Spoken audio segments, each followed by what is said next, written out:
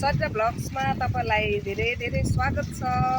आज चाहिँ हामी केराको बिरुवा कसरी सारिन्छ भनेर देखाउन गइरहेको छौँ। अहिले देख्नु होला यो चाहिँ सारिन्छ हैन। केराको बिरुवा चाहिँ यसरी सारिन्छ। यहाँ अलिकति खाल्डो छ, यसमा यो मलहरू हालिन्छ। यसमा जरामा भर्खर भर्खर सारेको छ, अहिले सुक्खा छ हैन। यो सारिसकेको यो निकालेर अलिकति आएको पनि छ, किनकि 2 दिन भइसक्यो यो सारेको। यो सबै खाल्टो खाल्टो बनाएको छ साथीहरू। तपाईहरु कसरी सार्नुहुन्छ हैन? बिरुवा सार्दाखेरि यसरी यसरी यसरी सारेर हैन, यो गोलो गोलो बनाएको छ, किनकि यो मल हाल्न सजिलो होस् भनेर क्या।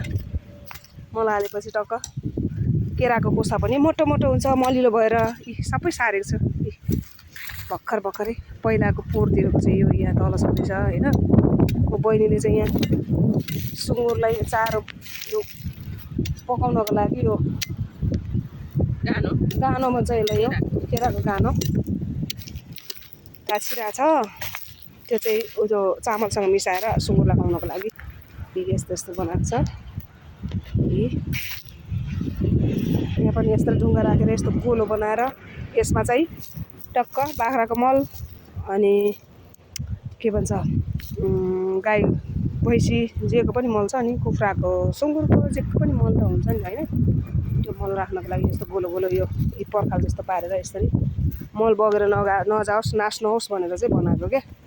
यसरी यसरी यसमा टक्क मल राख्ने, पानीले बगाएर लग्दैन नि त भनेर यसरी बनाएको छ।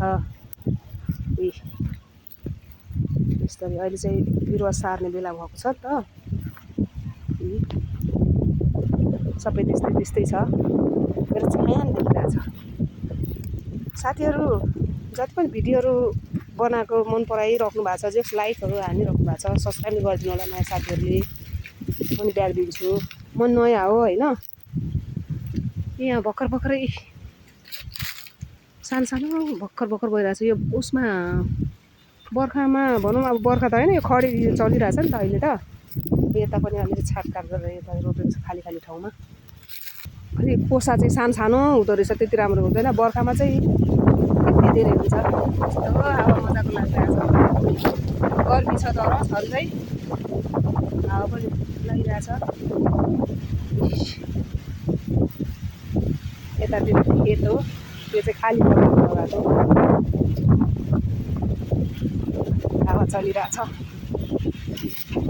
बहिनीले बोलिरहेछ माथि। हामी अब यो केराको यो निकालिसकेको छौँ। केराका के हो रे माया? त्यो गानो निकालेको छ सुँगुरलाई पकाएर खुवाउनलाई। अब हामी घरतिर लाग्ने। यो चाहिँ यस्तरी रोपेको चाहिँ यहाँ यत्रो पलाइसक्यो चाहिँ। सर्न त सरेको छैन, तर पनि निस्केको छ, निस्किन चाहिँ टाइम छ नि त अझै पनि। भर्खर त सरेको त छैन अहिलेसम्म। पानी पर्नुपर्छ सर्नलाई त, अहिले एकदमै सुक्खा छ नि त। अब हामी यो गानो लिएर हिँडेको। बाख्राहरू यहाँ पुरै केरा खान आइरहेछ है। यतातिर पनि केरा छ। बस गइरहेछ उदयपुर जानु लाग्छ, उता गाईघाटतिर। हामी फर्क्यौँ है साथीहरू केराको गानो लिएर।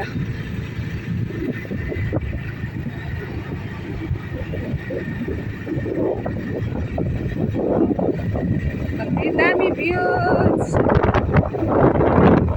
अरे वाह वाह।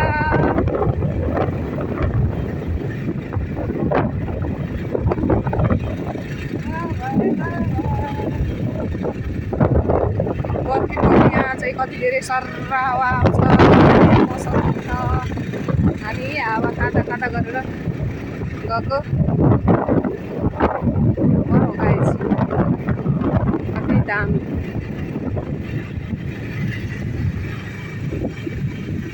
दामी पनि के भन्नु, अहिले त रुखहरू पात सबै पहेँलो भएर झर्दैछ। अलिक दिनपछि चाहिँ राम्रो हुन्छ। कति राम्रो देखिरहेछ। मैले कति राम्रो भनिरहेको छु साथीहरू। तपाईँहरू भन्नु न कतिको के छ भनेर कमेन्ट गर्नु होला ल। ल आजलाई यति नै भिडियो